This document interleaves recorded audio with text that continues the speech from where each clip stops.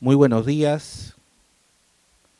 El Tribunal Constitucional del Perú, la Universidad Nacional Mayor de San Marcos y el Centro de Estudios Constitucionales del Tribunal Constitucional les da la más cordial bienvenida al presente conversatorio titulado La Constitución de 1993, análisis y perspectivas en sus primeros 30 años. La dinámica del presente conversatorio consiste en un diálogo de expertos en las cuales intervendrán nuestros panelistas por espacio de 10 minutos cada uno. Luego de ello se harán las preguntas respectivas. Para dar inicio a la presente actividad académica, vamos a recibir las palabras del doctor Jorge Guillermo Gutiérrez Tudela, decano encargado de la Escuela Profesional de Ciencia Política de la Facultad de Derecho de la Universidad Nacional Mayor de San Marcos.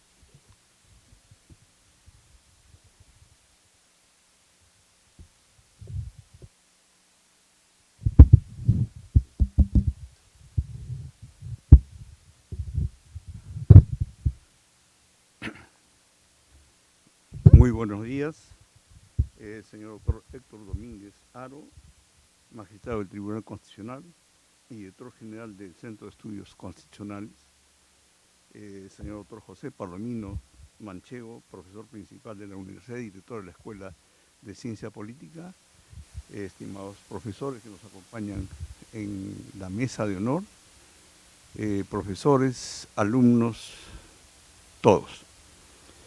Para mí es un gran honor estar aquí en este momento y dar el saludo y la bienvenida a los representantes del Tribunal Constitucional para llevar a cabo este conversatorio de la Constitución de 1933, análisis y perspectivas en sus primeros 30 años. Tema sumamente interesante, donde participarán también nuestros profesores de la facultad, haciendo un análisis de la Constitución que hoy nos está rigiendo. Si bien esta Constitución en sus inicios fue objeto de críticas, fue objeto ha sido denostado, ha sido sumamente criticado, sin embargo, miren, ya tiene 30 años y es importante hacer un análisis de cómo se ha desarrollado durante este tiempo, ¿no? Por eso me parece una idea muy interesante lo que está haciendo el Tribunal Constitucional respecto a estas actividades que está desarrollando en las diversas universidades. Bienvenidos sean ellos, pero antes también quiero manifestarles que el día de hoy hemos iniciado el tercer Congreso de Derecho Administrativo respecto al Derecho Administrativo Económico. En este evento están participando 67 exponentes, de los cuales 54 son profesores de otras universidades de América y de Europa. Hay profesores, inició la exposición, un profesor en la Universidad de Francia, luego han seguido los españoles, luego de Chile, y así tenemos profesores de diferentes universidades y diferentes países. Tenemos de Colombia, tenemos de Venezuela, durante estos 3 días, ¿no?, que se van a llevar a cabo este evento, que es muy importante, gran trascendencia, sobre todo para la Universidad de San Marcos, donde tiene pues dignos invitados, ¿no?, de alto nivel académico.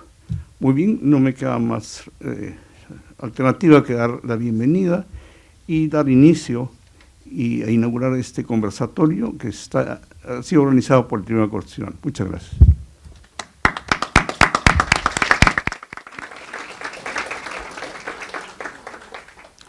Muy bien, las reglas del presente conversatorio son las siguientes. Van a intervenir los señores panelistas por espacio de 10 minutos. Los temas a tratar, de acuerdo al oficio de invitación, son el contexto histórico de la Constitución de 1993, como segundo tema la reforma constitucional. No obstante ello, cualquiera de los panelistas pueden dialogar respecto a cualquier concepto o institución que se encuentre contenida en la Constitución de 1993, toda vez que lo que estamos buscando es fomentar el diálogo en relación a los 30 años de vigencia de nuestra actual norma suprema. En ese sentido, nos acompaña en la mesa de honor el señor magistrado del Tribunal Constitucional y director general del Centro de Estudios Constitucionales, doctor Elder Domínguez Haro. Asimismo, está el doctor José Félix Palomino Manchego, profesor principal de esta casa de estudios.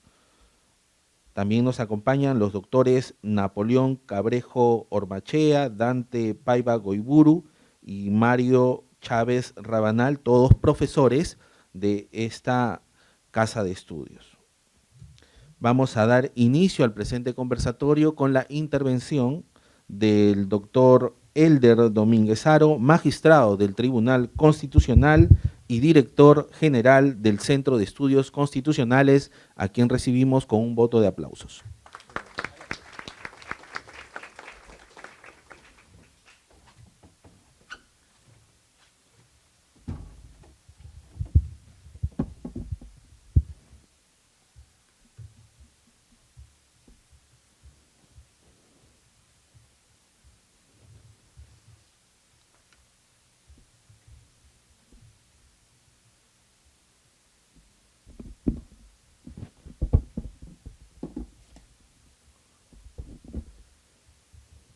Tengan todos ustedes muy buenos días. Señor vicedecano, doctor Jorge Gutiérrez Tudela, señores miembros de la mesa, director de la Escuela de Ciencia Política, el doctor José Palomino Manchego, señores profesores, estudiantes, amigos y amigas. Es para nosotros un gran honor realizar esta actividad conjunta entre la Universidad Nacional Mayor de San Marcos y el Tribunal Constitucional del Perú, con el objeto de analizar, hacer un balance de la Constitución vigente en estas 3 décadas de nuestra Constitución. Y es por ello que este espacio nos va a permitir dialogar sobre algunos aspectos que consideramos relevantes en torno al desarrollo jurisprudencial y la Constitución del 93. Y como señalaba también el vicedecano doctor Gutiérrez, en el derecho administrativo económico, por ejemplo, es una materia que en los últimos 20 años ha crecido de manera importante y es que también se basa dentro del derecho constitucional económico, que eso también un tema que queremos dejar constancia en esta evolución. En el siglo XVIII, con la Declaración de los Derechos del Hombre y del Ciudadano, en su artículo 16 se establecía que una sociedad tiene constitución bajo 2 premisas: separación de poderes y derechos humanos. Esto es, el derecho a tener una constitución política. En el siglo XIX aparece el control difuso, en el siglo XX aparece, como todos ustedes tendrán conocimiento, el control concentrado, la presencia de un tribunal constitucional, con el objeto de garantizar la plena vigencia de nuestros derechos. Y será con la Constitución alemana, la Ley Fundamental de Bonn de 1949, que en su artículo 1.3 establece que los derechos fundamentales son vinculantes para los 3 poderes públicos, son de aplicación directa. Es decir, hablamos de la Constitución política en sus inicios, para luego hablar de la Constitución como norma jurídica, con derechos y obligaciones. Esto es lo que se llama derecho de la Constitución, su fuerza normativa. Y en el Perú, con la Constitución de 1979, se establece el Tribunal de Garantías Constitucionales como máximo intérprete de la Constitución. Y a partir del siglo XXI, jóvenes, se desarrolla un fenómeno interesante, que es lo que se denomina el constitucionalismo jurisprudencial. Esto es, que la fuente del derecho no solamente es la ley, la fuente del derecho primaria no solamente es esa norma legal, al estilo greco-romano, sino también la jurisprudencia se convierte en protagonista del desarrollo y la interpretación del derecho. No basta solo la ley, sino también la jurisprudencia. Entonces, este escenario Este escenario, descrito brevemente, nos permite tener algunas ideas para interpretar las instituciones jurídicas establecidas en la Constitución del 93. Será con el Tribunal Constitucional creado hace 30 años por la Constitución de 1993 que va a dar contenido a los artículos de la Constitución vigente. Como en las previas señalaba el maestro José Palomino Manchego, si esta Constitución tiene 30 años de vida es porque también el Tribunal Constitucional ha ido esclareciendo, interpretando, darle sentido otorgarle un sentido al artículo constitucional de la Carta Magna. Nosotros consideramos que el balance en estos 30 años es positivo. Por supuesto, hay algunas cosas que hay que mejorar, hay algunos errores, por supuesto, porque toda interpretación debe responder a un sentido filosófico, a una interpretación de naturaleza filosófica. Pero sí ha contribuido a perfeccionar, a esclarecer el desarrollo de las instituciones en su más alto código político de un país, que es la Constitución del 93. Fíjense ustedes que la Constitución del 93, en sus 6 títulos, regula de manera interesante nuestra Constitución. En su primer título, la persona, por supuesto, eje y centro del Estado, de la sociedad, del derecho, de la economía, igual que la Constitución del 79. Un gran avance. Primer artículo, la dignidad. El segundo título, la comunidad de hombres a través del Estado y la nación. El tercer título, el régimen económico, la economía como un presupuesto importante para el desarrollo y crecimiento de un país. El título cuarto, la estructura del Estado. El título 5, después de haber conocido los derechos, el régimen económico y la estructura del Estado, ahora hay que defender cuando existe alguna vulneración, amenaza a los derechos o al Estado, a la defensa de la Constitución. Y finalmente, si queremos perfeccionar nuestra Constitución, el título 6 nos habla de la reforma, enmienda o cambio constitucional. Interesante ese índice va de la mano con el Código Procesal Constitucional.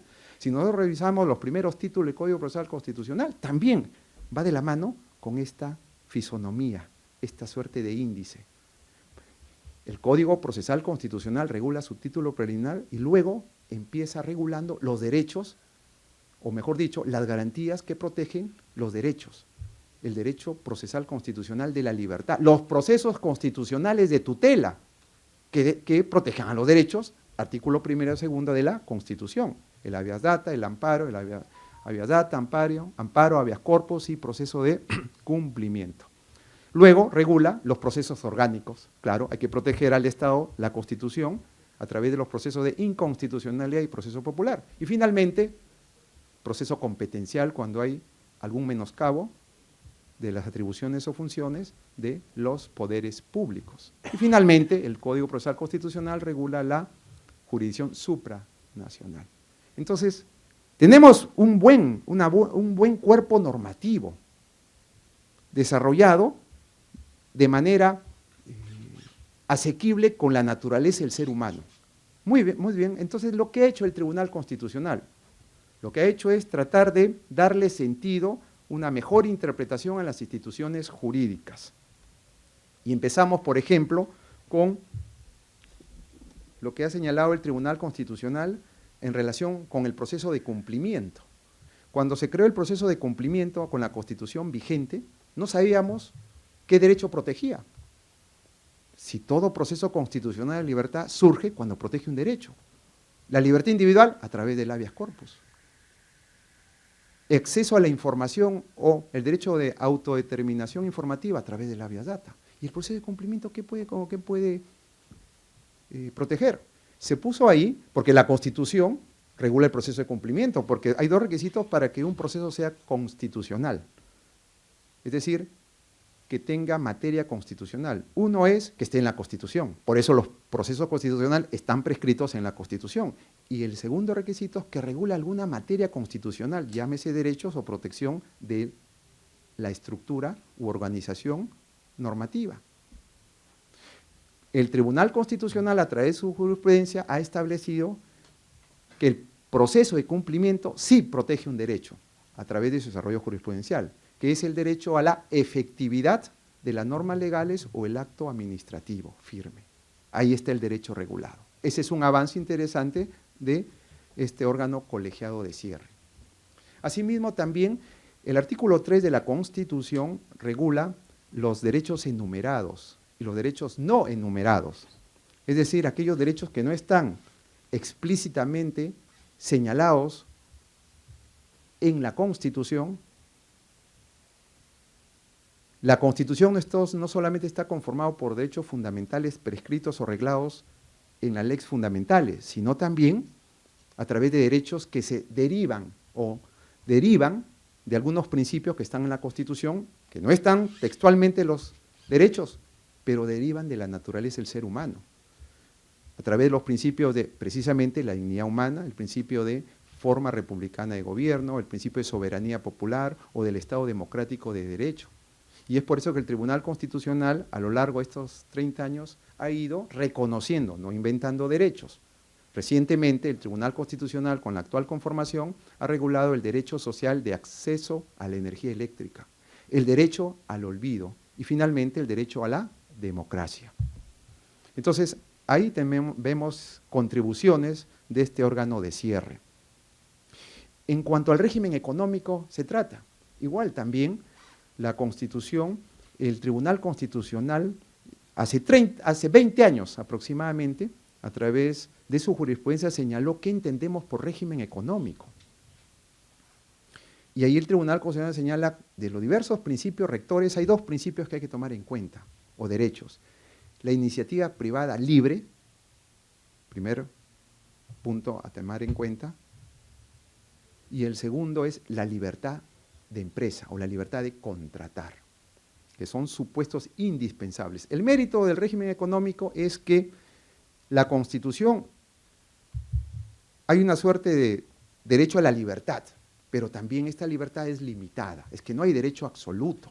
Por ejemplo, la Constitución establece que la libertad de empresa, la libertad de comercio e industria, todos nosotros lo podemos desarrollar, ejercitar, pero bajo ciertos límites. La misma Constitución establece 3 límites. El límite es que la libertad de empresa no vulnere o no altere el derecho a la salud, el derecho a la moral y el derecho a la seguridad jurídica. O también la Constitución establece que la libertad de contratar con fines lícitos, siempre y cuando no contravenga el orden público. Entonces la misma Constitución desarrolla los derechos y sus limitaciones, y el Tribunal Constitucional ha ido decantando, ha ido conceptualizando estos límites permitidos. No estamos hablando de libertinaje, sino de que todo derecho y todo poder público es limitado, no es absoluto. Nadie está exento de control de derechos o control normativo. Eso creemos que es un aporte también a tomar en cuenta. Y es que el régimen económico o la llamada Constitución económica o derecho constitucional de la economía surge con la Constitución del 79. Antes habían solo 2 dimensiones históricamente conocidas, el derecho constitucional del poder o constitución orgánica y el derecho constitucional de las libertades o constitución dogmática. A partir de la Constitución del 79 a la fecha hablamos de una tercera dimensión, la Constitución económica para el desarrollo, ¿sí?, de nuestro país. Hoy hablan algunos de una 4ª dimensión, la Constitución cultural o la Constitución histórica. Bien. Claro, pero el régimen económico va de la mano con una buena gestión pública, pues. ¿De qué vale tener derechos reconocidos como el pluralismo económico, la libertad de contratar o contractual, la economía social de mercado, que también el Tribunal Constitucional ha señalado que llegamos a una economía social de mercado porque somos un Estado democrático y social de derecho? No obstante que el artículo 3 de la Constitución establece que somos un Estado democrático de derecho, el Tribunal ha establecido que ese artículo 3 se debe interpretar sistemáticamente con el régimen económico que establece la economía social de mercado, un Estado promotor, un Estado que promueva la economía. Por supuesto que el Estado puede intervenir en situaciones extraordinarias, esa es la excepción, o en aquellos lugares donde no se pueden prestar aquellos servicios necesarios, aquellos servicios públicos indispensables, donde la actividad privada no puede ingresar, ahí está el Estado. Bien, en cuanto al tema de, por ejemplo, habeas data, en la exposición de motivos, o los constituyentes de la Constitución del 93, señalaban que vivimos en una sociedad del conocimiento, y que el conocimiento es poder. En consecuencia, aquel que tiene mayor acceso a la información para su análisis, estamos contribuyendo en la formación del ciudadano integral. Eso fue, de alguna manera, el sustento para la creación del proceso de habeas data.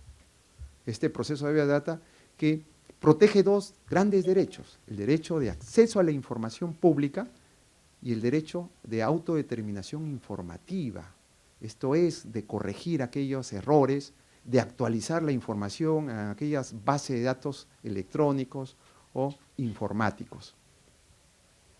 Aquí también el Tribunal Constitucional ha señalado que se debe dar un buen uso al proceso de habeas data, por cuanto se había detectado que se interponía o se pedía información a instituciones del Estado, pide información de hace 30 años, por ejemplo, 20 años, y como era difícil de obtener, o incluso solicitaban que se produzca información cuando el Estado no deba producir información. Entonces llegaban al Tribunal Constitucional vía el recurso de agravio constitucional, proceso de habeas data, y además de pedir la información, se señalaba el pago de costos, ¿sí? Entonces, el Tribunal Constitucional ha señalado con buen criterio que no somos un tribunal de costos, sino somos un tribunal de derechos, pero no hay que abusar del derecho, que es lo que se estaba haciendo con el proceso de habeas data. Muy bien, en cuanto a, finalmente, para respetar el tiempo, equilibrio de poderes, también somos nosotros, somos de la idea de que en el Perú debe existir un equilibrio de poderes. No hay primero, segundo, tercer o poder de cuarta categoría. Y para ello debemos velar por el equilibrio de los poderes públicos, a cada uno lo que le corresponde. El mismo Tribunal Constitucional reconoce que no somos superpoderes, simplemente lo que tratamos es de que se respete el diseño, ojo, diseño del modelo de la Constitución establecida por los constituyentes. Esto es, debemos respetar el sentido interpretativo del legislador y, por supuesto, buscarle o asignarle un sentido a la interpretación en aquellos artículos que son de difícil comprensión. Por ejemplo, ya quedó zanjado que la cuestión de confianza tiene que ser expresa por parte del legislativo. No debemos deducir, interpretar, por ejemplo. Ese es un gran avance en cuanto a separación de poderes. Igualmente también el Tribunal Constitucional se ha pronunciado por la constitucionalidad de la ley 30.906 que prohíbe la reelección parlamentaria inmediata. Y eso significa también estar dentro del diseño y modelo de la Constitución, porque puede haber la reelección inmediata, puede haber la reelección mediata, pero ambas son dos opciones democráticas o constitucionalmente válidas. Ambas son válidas para el ejercicio del derecho a elegir y ser elegido. No existe el derecho a la reelección. Entonces, en términos generales, consideramos que el balance del desarrollo jurisprudencial del Tribunal Constitucional es positivo. Por supuesto, hay probablemente diversas resoluciones que discrepamos, por supuesto. Yo puedo discrepar con algunos artículos de la Constitución, puedo discrepar con algunos fallos del Tribunal Constitucional, pero como miembro del Tribunal Constitucional yo debo proteger y defender la Constitución del 93 y respetar lo que dice el voto de la mayoría.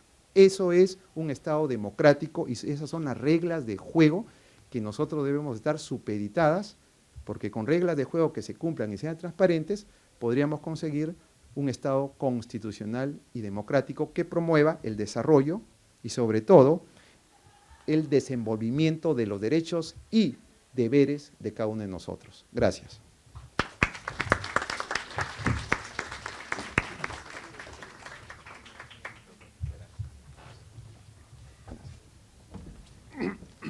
Agradecemos la destacada participación del doctor Elder Domínguez Haro, magistrado del Tribunal Constitucional y director general del Centro de Estudios Constitucionales, quien ha indicado que para tener una constitución tiene que existir separación de poderes y derechos humanos. Asimismo, ha conversado acerca de la fuerza normativa de la Constitución y que no basta la ley, sino el desarrollo de la jurisprudencia constitucional, ya que el Tribunal Constitucional le otorga un sentido a la Constitución. Asimismo, ha indicado que los nuevos derechos que crea el Tribunal Constitucional emergen de la lectura del artículo 3º de la Constitución, que se basa en los principios de dignidad humana, forma republicana de gobierno, soberanía del pueblo y Estado democrático. Así se han creado, por ejemplo, los derechos a la energía eléctrica, el derecho al olvido, el derecho a la democracia. Nos ha conversado sobre el régimen económico, que tiene dos fundamentos importantes, que son la iniciativa privada y la libertad de contratación. Asimismo, que lo que tiene que existir es un equilibrio de poderes, donde se respete el diseño del modelo constitucional organizado por el constituyente del año 92. Muy bien, dicho ello, vamos a recibir al profesor principal de la Universidad Nacional Mayor de San Marcos, doctor José Félix Palomino Manchego, a quien recibimos con un voto de aplausos.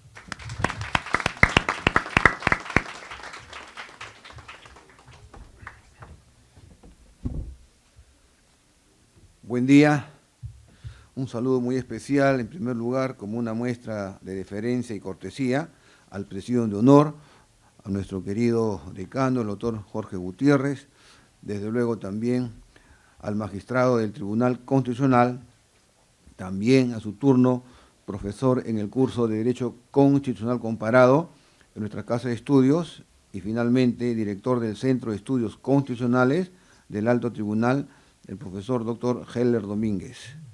También saludo con el mayor de los aprecios a los jóvenes inquietos constitucionalistas que forman parte de la plana docente, aquí presente el doctor Dante Paiva, el doctor Napoleón y el doctor Mario Chávez Rabanal. Lo que ha dicho el profesor y magistrado del Alto Tribunal, Heller Domínguez, esta mañana, me ha hecho recordar hace 41 años, cuando en el verano de 1981, jovencísimo como todos ustedes, jóvenes inquietos alumnos, José Félix Palomino Manchego, aquí mismo, defendía su tesis de bachiller intitulada El Tribunal de Garantías Constitucionales, Estudio Comparativo, frente a un implacable jurado calificador. Ya prácticamente todos ahora gozan la paz de la tumba, salvo el maestro Francisco Miro Quesada Rada. Y esta es una reflexión que yo quiero dar a los alumnos aquí presentes. En primer lugar, porque viene el Tribunal Constitucional a dialogar con sus docentes y a escuchar sus inquietudes de todos ustedes. Y eso evidentemente merece una reafirmación del sentimiento constitucional y la defensa y la salvaguarda de la Constitución que apuntala ya desde 1979 el extinto Tribunal de Garantías Constitucionales. En esta línea directriz, si nosotros vemos como mar de fondo, abro comillas, la Constitución de 1993, análisis y perspectivas en sus primeros 30 años, podemos sostener claramente de que el magistrado Heller Domínguez nos ha dado un pantallazo global de una suerte de problemas escogidos que apuntala la Constitución de 1993. Acá hay algo muy importante que decir, lo que decía mi maestro Domingo García Belaúnde. Toda Constitución es hija de su época, nace, crece, se desarrolla, se reproduce y muere. Por supuesto, salvo la Constitución norteamericana de 1787, que vive hasta el día de hoy, con 27 enmiendas constitucionales. Por eso que en Estados Unidos la Constitución es lo que dicen los 9 jueces supremos norteamericanos. Ergo, en el Perú, esta Constitución del año 93, que la que tengo aquí sobre el tapete, vive en función de lo que ha dicho, primeramente, pasos preliminares, primeros balbuceos, el tribunal de garantías constitucionales. Y en segundo lugar, lo que dice actualmente el Tribunal Constitucional. Y ese es el fenómeno que se va dando desde el punto de vista de lo que es el derecho constitucional jurisprudencial o el derecho constitucional jurisdiccionalizado. Muy bien, pero si nosotros queremos hacer un balance de esta Constitución de 1993, yo solamente voy a abrir una veta y voy a referirme al tema de la reforma constitucional, que también lo dijo el doctor Helder Domínguez. Claro, porque las constituciones no son cualquier norma, no son cualquier ley, son norma normarum. Y ahí está justamente el sistema de fuentes, o la pirámide jurídica, o lo que se conoce con el nombre de teoría del ordenamiento jurídico, la supremacía y el principio de rigidez constitucional. Por lo tanto, no pueden ser modificadas de la noche a la mañana, porque, según diría Bryce, las constituciones escritas siempre tienden a ser rígidas. Pero hay algo importante, lógico, es sobre la base de la técnica, de lo que puede ser la reforma, lo que puede ser la enmienda, que no lo tiene Perú, pero algunos congresistas dicen que acá hay enmienda constitucional, y lo que es las mutaciones constitucionales. Y esto último es justamente lo que se da, los cambios de pelaje, que provienen de los ciudadanos, y por cierto también de las fuerzas sociales, como diría Ferdinand Lassalle, en el siglo XIX, a los efectos que la Constitución no envejezca. Y la Constitución nuestra no envejece por una sencilla razón, porque el Tribunal Constitucional lo nutre, lo artía, con sus criterios hermenéuticos, con sus presentes vinculantes, y desde luego también con sentencias, por ejemplo, el tema del agua potable, por ejemplo, el tema del plazo razonable.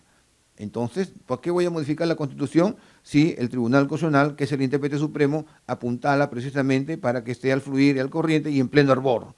Claro, porque una Constitución no puede ser estática, tiene que ser dinámica.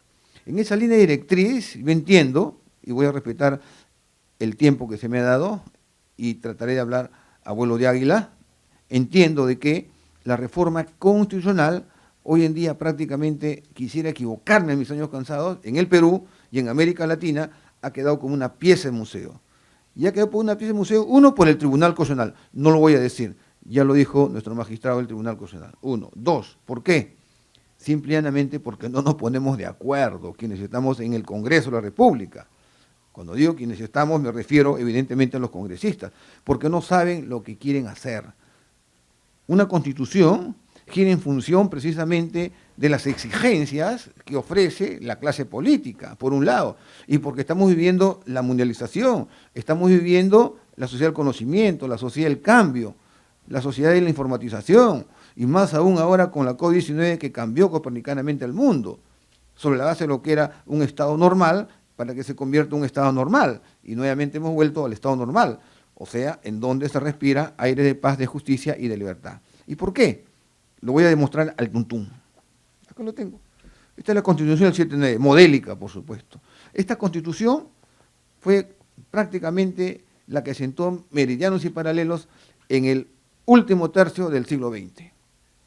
Pero esta Constitución sucumbió el 5 de abril de 1992. Pero tenía una fórmula mágica, que esta Constitución no pierde su vigencia en el tiempo. Esa era la idea de los constituyentes del año 78, del año 79. Luego viene, a renglón seguido, la Constitución del 93, que por la fuerza de las cosas todavía está insuflando, todavía está respirando.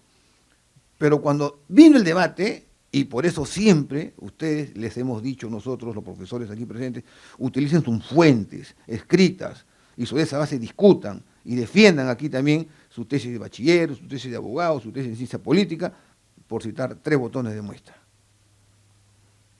El anteproyecto de Constitución del 5 de abril del año 92. Por ejemplo, el tema del Congreso, que ahora nuevamente se está discutiendo la bicameralidad, y ahí vemos que el año 2002, 5 de abril, no sabíamos qué cosa queríamos tener, porque este proyecto tenía, curiosamente, adelante unicameralismo, y después bicameralismo. No, nunca. O es blanco o es negro. Yo no voy a jugar, ¿no?, a lo que salga de ninguna manera. En consecuencia, mal preparados, desconociendo naturalmente las vigas maestras que dimana el derecho constitucional y más aún el derecho parlamentario. Porque el derecho parlamentario, no olvidemos que es usos convencionales, son prácticas convencionales. que gira sobre la base de lo que es, históricamente hablando, hoy en día ya quedó como una pieza de museo, la soberanía del Parlamento. A esa soberanía del Parlamento vino Kelsen el 1 de octubre de 1920, producto de su anteproyecto, da nacimiento a la Constitución Federal vigente hasta el día de hoy en Austria, crea su criatura predilecta, el Tribunal Constitucional, y ese Tribunal Constitucional es el que le pone un coto de casa en cualquier parte del globo terráqueo, en Europa o en América, por citar dos botones, América Latina, por supuesto, ¿no? El Tribunal Constitucional es el que prácticamente le pone los meridianos y los paralelos para que esas facultas, esas potestas, esas autoristas, ese don de mando, que siempre, como diría Lord Acton, el poder siempre corrompe al poder, quede estático y no puede accederse sobre la base de arbitrariedades y desde luego también con rupturas de los diques de la democracia. Ahí está justamente la función tuitiva y protectora que cumple el Tribunal Constitucional. Luego, en julio del mismo año, salió el proyecto de reforma constitucional. Abril, mayo, junio, julio, inmediatamente. Que repite prácticamente lo que decía el anteproyecto. Estos dos proyectos se dieron dentro del marco de lo que era el debate constituyente, constitucionalmente hablando. Constituyente coloquialmente. Políticamente porque aquí no hay una asamblea constituyente. No hay un congreso constituyente, como el de Filadelfia, o la Asamblea Constituyente de Perú el 7-9, no, era una cuestión netamente política. Y la política siempre tiende a llevar adelante situaciones en donde la fuerza de las cosas muchas veces trae consecuencias, como es hasta el día de hoy, negativas. Por eso que la Constitución del 93, aleluya, vive actualmente sin que sea en este momento llevada adelante su reforma. Muy bien. Pero para llevar adelante una reforma hay que tener en cuenta vigas maestras, hojas de ruta. Y eso fue lo que hizo, aquí lo tengo también, todo está en el internet. La Comisión de Estudios de la Base de la Reforma Constitucional del siempre recordado profesor universitario cusqueño, antiguo dirigente en el Cusco, Valentín Paniagua Corazao. Mi opinión, para ir terminando, ¿cómo queremos hacer una reforma constitucional? ¿Sobre la base de qué queremos hacer una reforma constitucional? Muy fácil. Aquí tenemos una hoja de ruta. Acá están las bases. Que lean, que consulten. ¿Por qué? Porque el hecho de ser congresista no significa que con eso ya me da patente para que yo sea constitucionalista, de ninguna manera. Y para eso también tiene sus asesores, porque no todos los congresistas son abogados. También hay médicos, también hay profesores. Los asesores juegan un reloj muy importante en cualquier parte de la función pública y de las políticas públicas que se van llevando adelante. Termino con una reflexión, reconociendo que hay mucha tela que cortar. Acá tenemos al maestro José León Barandarán. Este es el auditorio del mejor jurista que hemos tenido en el siglo XX. Rector, decano del Colegio de Abogados, decano de la Facultad de Derecho, maestro universitario, gran civilista. La última entrevista que se le hizo cuando ya estaba en su lecho de dolor, se había fracturado y naturalmente no podía caminar, la cadera lo tenía prácticamente en su lecho de dolor. Le hicimos la consulta y le hicimos la entrevista. Eso está en los 3 tomos que ha sacado el Consejo de la República en homenaje a León Barandarán. Una pregunta y una reflexión final para todos ustedes, queridos alumnos. Maestro León Barandarán, ¿por qué el año 31, cuando se debatía lo que luego fue el año 33, la Constitución anterior a la de 1979, no tomaron en cuenta el anteproyecto de reforma constitucional que usted integró y que fue el presidente, el antiguo rector de San Marcos y profesor de Derecho Constitucional, no cualquier cosa, Manuel Vicente Villarán? ¿Saben lo que me dijo? Pepe, nos creían locos. Por eso que nuestro proyecto o nuestro anteproyecto y nuestra exposición de motivos no prosperó. No prosperó porque la clase política en ese entonces era una clase política que no entendía nada de derecho constitucional.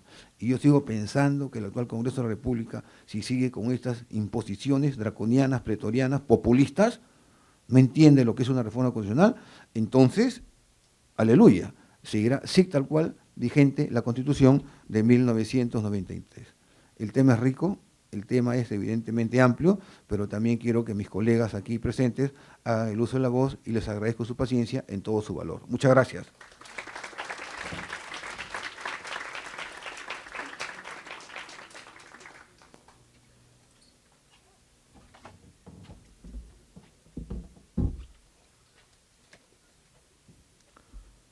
Se agradece la destacada participación del profesor José Félix Palomino Manchego, quien ha indicado que una constitución no puede ser estática, sino dinámica, y que los cambios, las interpretaciones, las modificaciones a esta carta política se realizan o a través del procedimiento de reforma constitucional consagrado en el 206 de la actual carta, o a través de las sentencias, dado el activismo judicial del Tribunal Constitucional del Perú.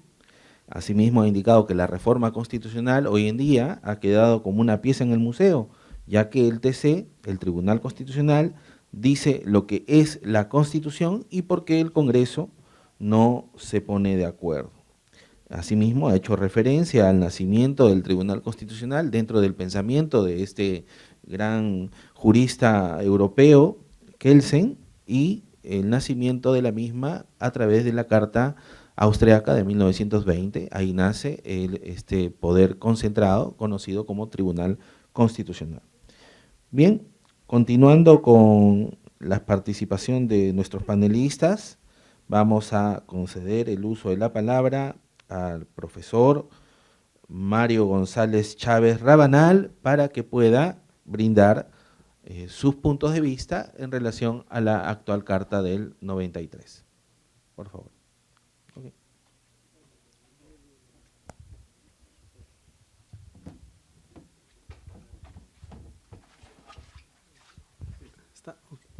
Muy buenos días, distinguido magistrado del Tribunal Constitucional, doctor Helder, distinguidos colegas, doctor Martín Paiva, doctor Napoleón, estimadas, estimados estudiantes que nos acompañan el día de hoy.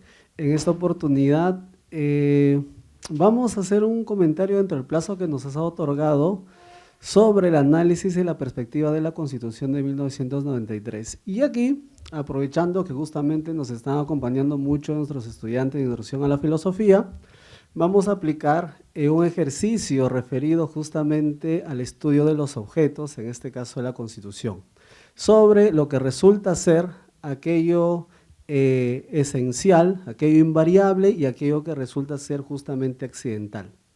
Nosotros, en el área del marco de la Constitución, podemos encontrar justamente lo que se va a conocer aquel núcleo duro de la Constitución, aquellas cláusulas pétreas, aquellas cláusulas inmodificables, invariables, que por más que pase el tiempo, contextos culturales, políticos, sociales, estas cláusulas se mantienen.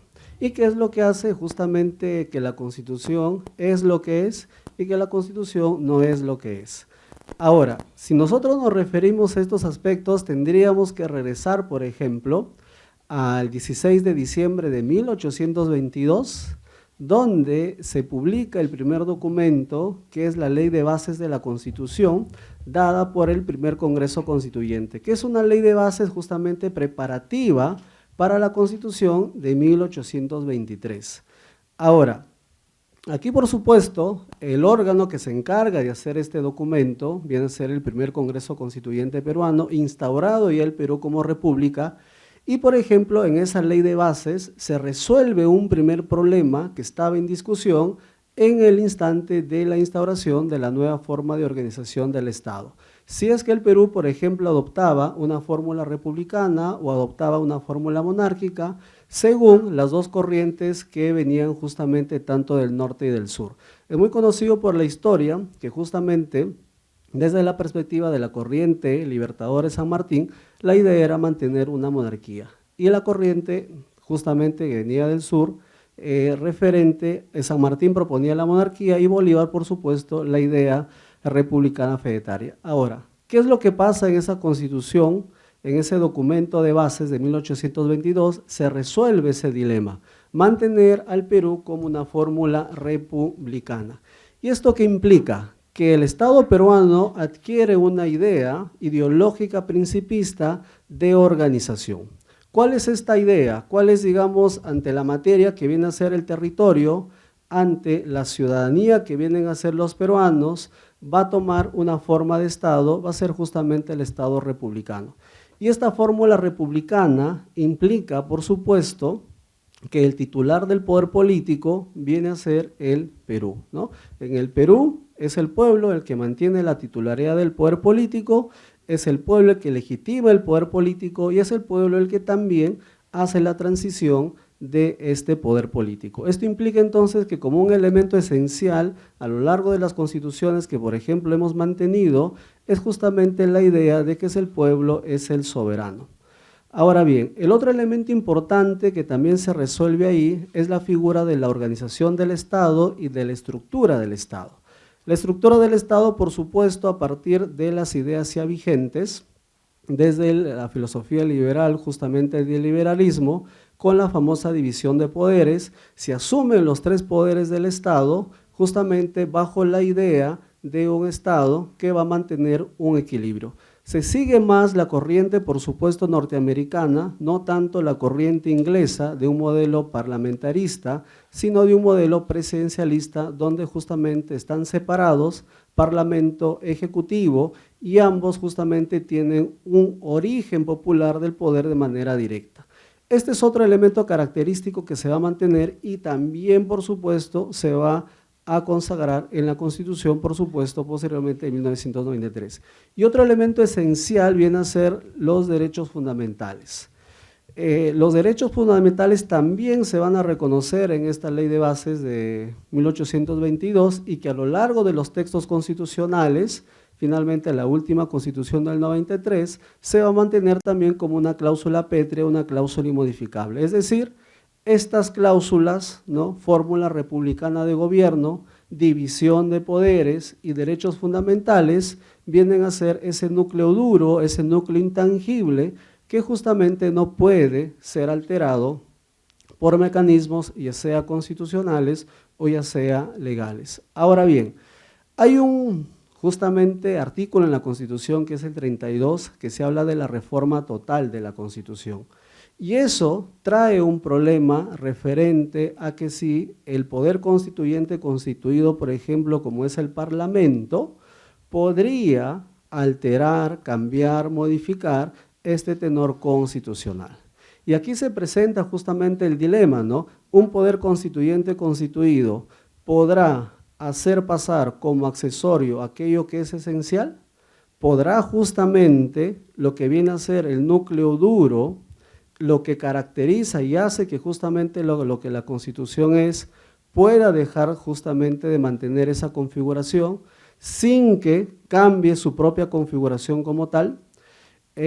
Aquí se puede distinguir, y esto es lo que justamente se ha podido diferenciar en la teoría constitucional, aquellas materias que sí son justamente objeto de decisión por los órganos constituidos como es el Parlamento, como aquellas materias que no están justamente a disposición del legislador. Y esto se conecta igual con otra frase que nos gusta a nosotros identificar en este momento en la obra de Fyodor Dostoyevsky, cuando Iván Raskolnikov justamente reflexiona sobre si es que, por ejemplo, Dios ha muerto, se da a entender de que todo está permitido. Y si nosotros reflexionamos en el plano político, referido a si el Parlamento, por ejemplo, tiene los votos, esto implica que todo está permitido. Es decir, por más que el Parlamento pueda tener las mayorías calificadas que el propio texto constitucional le otorga, que el propio texto constitucional le da, siguiendo el procedimiento de reforma constitucional, puede cambiar, puede alterar este núcleo duro, puede justamente modificar estas cláusulas que se reconocen como intangibles, como es, por ejemplo, la fórmula republicana de gobierno, como es, por ejemplo, la división de poderes y como es, por ejemplo, los derechos fundamentales. Bajo esta idea, por supuesto, de constitución, no solamente formal, sino también histórica, la respuesta es justamente no.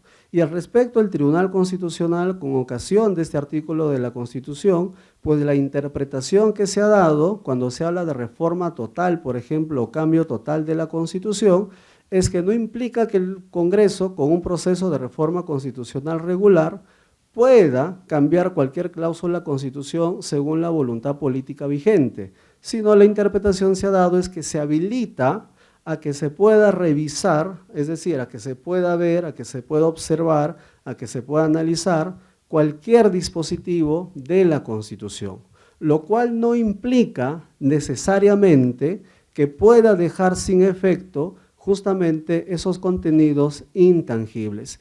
Y aquí esto se evidencia en lo que se refiere por este principio de supremacía constitucional y la voluntad del constituyente, ¿no? Un parlamento siempre está obedeciendo y cumpliendo lo que el constituyente estatuyó de forma escrita y también implícita en un texto constitucional. Puede darse que se siga el procedimiento, pero el mismo puede finalmente terminar afectando aquellos núcleos duros, aquellos núcleos esenciales que implicarían justamente una desnaturalización de la Constitución, que es lo que comúnmente justamente se conoce como fórmula republicana, división de poderes y derechos fundamentales. Esto es lo que justamente queríamos reflexionar el día de hoy con ocasión de estos 30 años de la Constitución de 1993. Muchas gracias.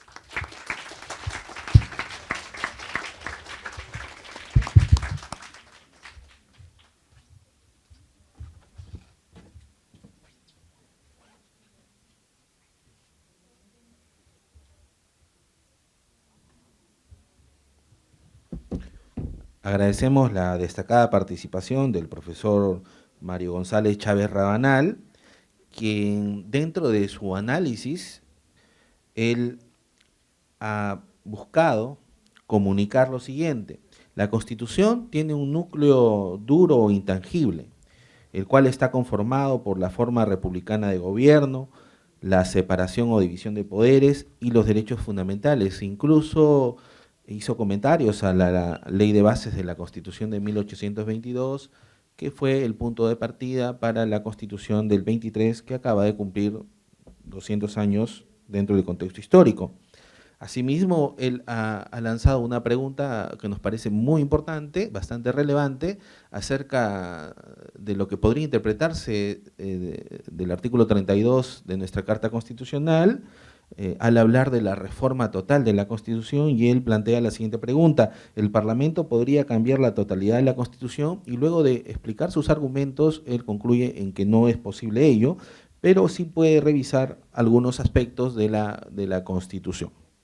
Muy bien, dicho ello, vamos a proseguir con el siguiente panelista. Vamos a darle un fuerte voto de aplausos al doctor Dante Paiva Goiburu, profesor de la Universidad Nacional Mayor de San Marcos, y le damos la bienvenida.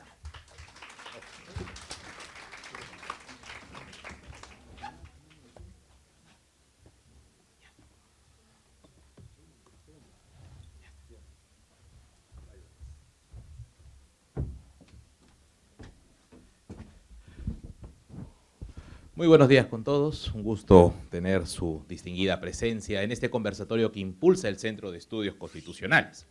Recordemos que el Centro de Estudios Constitucionales del Tribunal Constitucional del Perú, ahora bajo la correcta dirección del magistrado Helder Domínguez Haro, ha ido con los años sumando hacia el desarrollo académico de la ciencia constitucional. La universidad es el primer espacio donde nos congregamos, nos reunimos y discutimos acerca de los temas constitucionales. También estaban los partidos políticos, pero como podemos apreciar en este contexto, como que no están muy preocupados sobre el conocimiento científico, más tal vez sí con proteger ciertos intereses, ¿o me equivoco? Entonces, bajo esas circunstancias, también instituciones públicas, privadas, suman hacia el tema del desarrollo del conocimiento científico. Tenemos en este caso al SEC, que se acerca a la universidad. Porque también la universidad puede ir al SEC, como hace bastantes eventos, conversatorios, y todo eso está accesible en su página web, su página de Facebook. Aprovechan en seguirle ahora que están en esta oportunidad y pueden revisar, creo, con la entrada, la información también de sus valiosas publicaciones. Y justo a propósito de esto, de todas las actividades que fomenta, también tenemos otra institución, no desde el ámbito de la universidad, pero sí de carácter privado. Me estoy refiriendo a la Asociación Peruana de Derecho Constitucional. En nuestro país existe esta asociación, casualmente, por coincidencia, todos los que ven al frente son miembros de la Asociación Peruana de Derecho Constitucional, incluyendo el doctor José Palomino Manchego, que es uno de sus fundadores, en plena dictadura de los 90s, en el año 95, y lo pueden ver en el boletín que se les ha obsequiado, nace la Asociación Peruana de Derecho Constitucional, que nos demuestra una vez más que a pesar de la adversidad, ¿cuál es el deber del académico? ¿Cuál es el rol del docente? ¿Solo venir, poner notas, 20, esperar que lo aclamen? No. El valor y la trascendencia del maestro está sobre todo en defender sus ideas, aun cuando incluso eso le puede costar la vida. Y en nuestro país, que han habido tantas dictaduras, no olvidemos cuántos profesores, incluyendo muchos sanmarquinos, recuerden que en los años 30, ahora que el doctor Palomino Manchego recordaba al, por supuesto, siempre benemérito don José León Barandarán, recuerden que en los años 30 la Universidad de San Marcos es cerrada precisamente por las acciones luego de lo que fue el año de la barbarie y le duró casi todo hasta la década de los 40. ¿Y qué tiene que ver, se preguntarán, todo lo que usted está hablando con la Constitución de 1993? 30 años, que tenemos que problematizar. Y la Asociación Peruana de Derecho Constitucional ha presentado recientemente, y para quienes también estén interesados se encuentra en soporte digital, el Anuario Peruano de Derecho Constitucional número 3. Este anuario se ha presentado hace 15 días en Arequipa, donde tuvo lugar el 15º Congreso Nacional de Derecho Constitucional. Y justamente me permitieron participar con un artículo al cual titulé, y me permito textualmente leerlo, porque es un asunto que a veces pasa desapercibido, pero que merece nuestra mayor atención. ¿Y a qué nos estamos refiriendo? Como ustedes saben, y en nuestro país, producto de la Constitución del 93, se comenzó ya a incentivar con mayor fuerza el proceso de descentralización. Pero después de 30 años de la Constitución vigente, después de 20 años de elecciones de gobernadores regionales, muchos de ustedes seguro han votado por gobernadores regionales el año pasado, algunos primera vez, otros tal vez recién están estrenando el DNI, entonces esperarán hasta el 2027, si mal no recuerdo. Le hemos titulado de la siguiente forma: Gobiernos regionales y la reforma constitucional sobre la descentralización. Un fracaso más que sí importa. ¿Y por qué le hemos titulado de esta manera nuestro aporte? Y ahí también la vocación para ustedes. ¿Para qué vienen a la universidad? ¿Solo porque aprobaron el examen de admisión? ¿Solo porque pudieron aprobar más de 100 preguntas, ya tienen derecho a estar en la universidad? La universidad no es por haber ingresado nada más. A la universidad se le honra cada día con nuestra labor académica. Para eso estamos acá. Si no somos capaces de pensar, no merecemos estar en la universidad, por más que hayamos cumplido y hayamos aprobado el examen. ¿Y eso cómo acreditamos? ¿Cómo acreditamos nuestro pensamiento? Allá al fondo, ¿cómo acreditamos nuestro pensamiento? Lo acreditamos desarrollando ideas que solucionen problemas. ¿Usted cree que el gobernador de Junín, el alcalde de Huambo o la gobernadora regional de Amazonas tiene las soluciones a todos los problemas de su localidad? ¿Ustedes creen que ellos son superhombres, supermujeres que pueden solucionar los problemas de salud, problemas económicos, problemas de inseguridad, problemas de violencia? ¿Lo son así? ¿Los elegimos porque son superhombres, son superhéroes?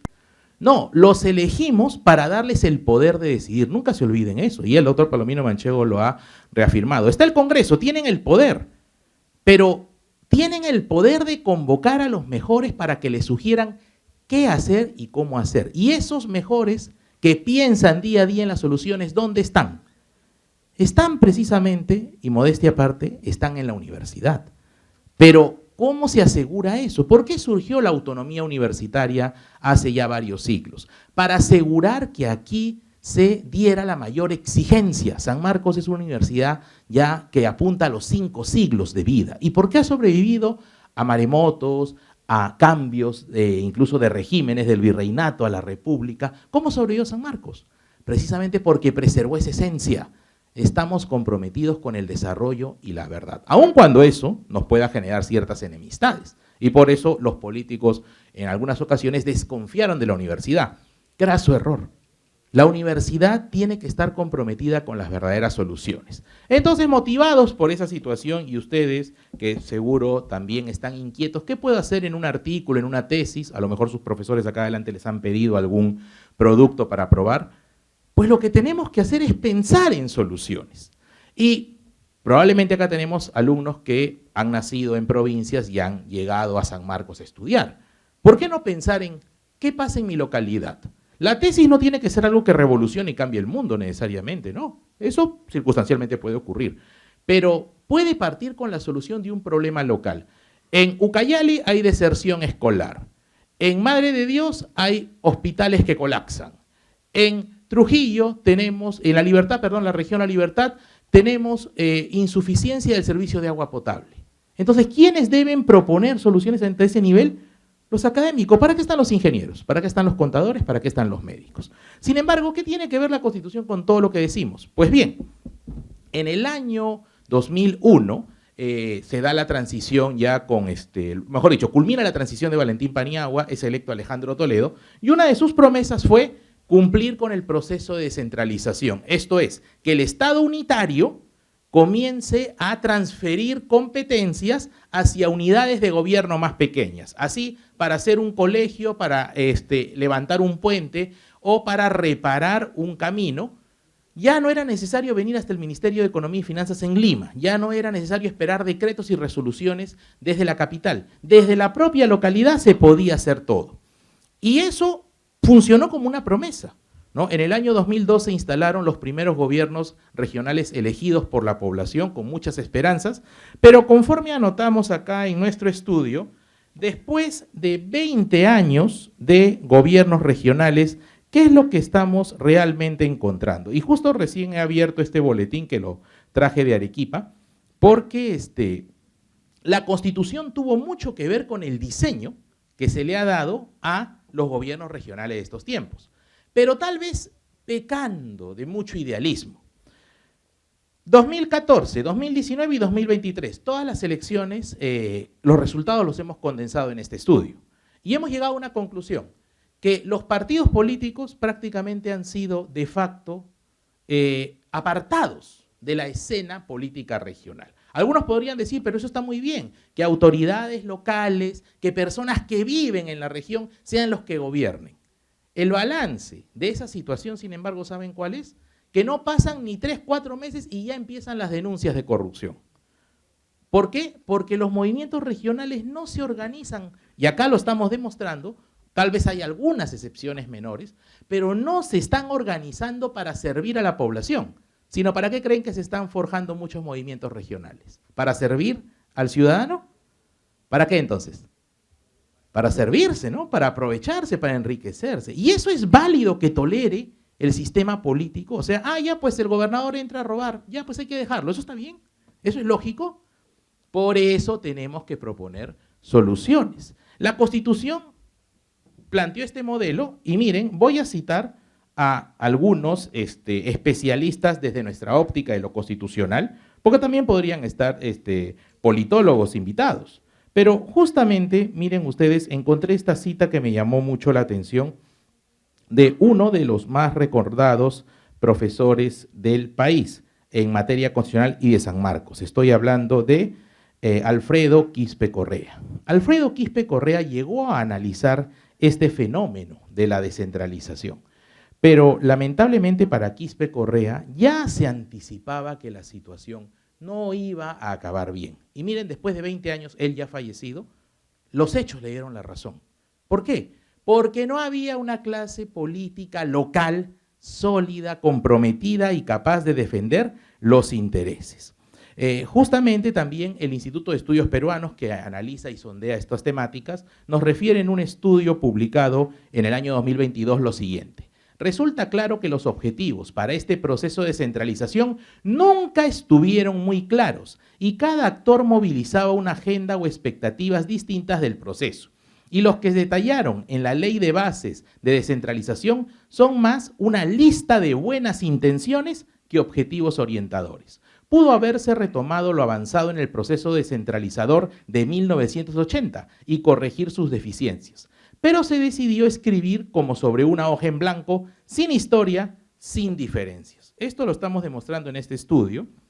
Y al final viene también una cuestión muy importante del académico, y no se olviden que ustedes, futuros abogados, futuros politólogos, politólogas acá presentes, tienen que defender sus ideas, pero para eso hay que estudiar, no es lo primero que se me ocurre, hoy día me levanté y propongo esto, no, sino motivar debidamente, y por eso es que en la tesis es muy importante el famoso marco teórico del cual tanto se habla, y a veces tanto nos castiga, pero es para dar ideas que debidamente nos permitan reflexionar. Nuestra propuesta, si hablamos de en estos 30 años, bueno, hay que denunciar también, rescatar lo bueno, pero denunciar lo malo. El modelo constitucional para la figura de la descentralización ha fracasado, no está dando los resultados, no ha mejorado la calidad de vida en las regiones. Por ahí algunos episodios destacables, pero mínimos.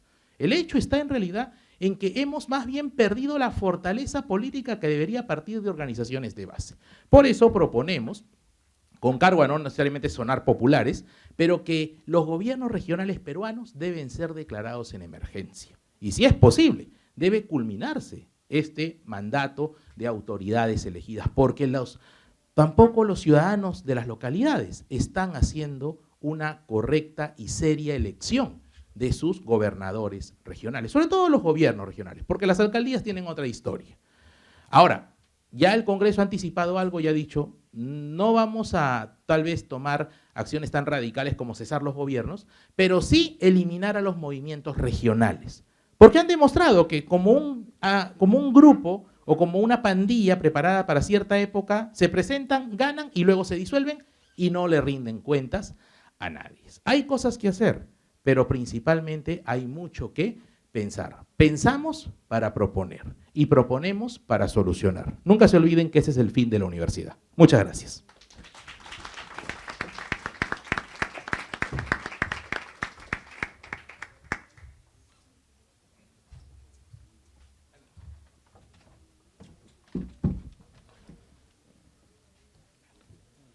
Se agradece la destacada participación del profesor Dante Paiva Goiburu, quien ha hecho un análisis bastante particular a raíz de una ponencia que él presentó en el último Congreso Constitucional de Derecho Constitucional en la ciudad de Arequipa, acerca de los gobiernos locales, regionales y su reforma constitucional. Él, a raíz de una serie de datos estadísticos como deserción escolar o deficiencia en los sistemas de salud, propone que el Estado unitario comience a transferir competencias a los gobiernos regionales y locales, que es lo que se recoge en la Carta Constitucional y se denomina como descentralización. Pero luego de argumentar, él llega a una conclusión y establece que el modelo constitucional de la descentralización ha fracasado. Y asimismo, él lanza como una propuesta el declarar en emergencia los gobiernos regionales.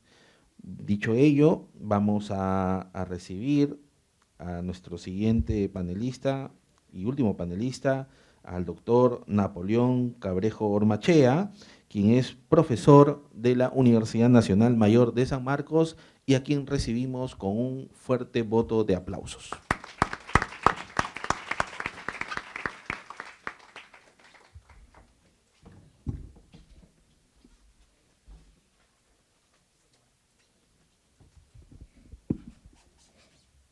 Buenas tardes con todos. Saludar primero a la mesa de honor, en la cual está presidido también por nuestro decano encargado de la Facultad de Derecho y Ciencias Políticas, el doctor Jorge Gutiérrez Tudela. Saludar también este evento en el cual participa el Centro de Estudios Constitucionales en la presencia del destacado magistrado del Tribunal Constitucional y también director del SEC, doctor Helder Domínguez Haro.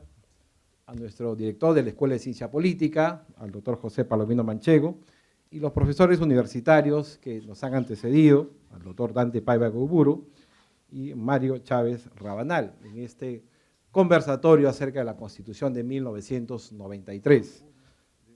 30 años han pasado. Y en 30 años tenemos que hacer un recuento histórico para poder ubicarnos en el contexto actual. La mayoría, los que están aquí presentes, estudiantes del pregrado y también profesionales, debemos recordar un poco estos cambios de constitución que nos están avisorando en la sociedad. Y primero, en el aspecto histórico, nos tenemos que ir hasta la Segunda Guerra Mundial.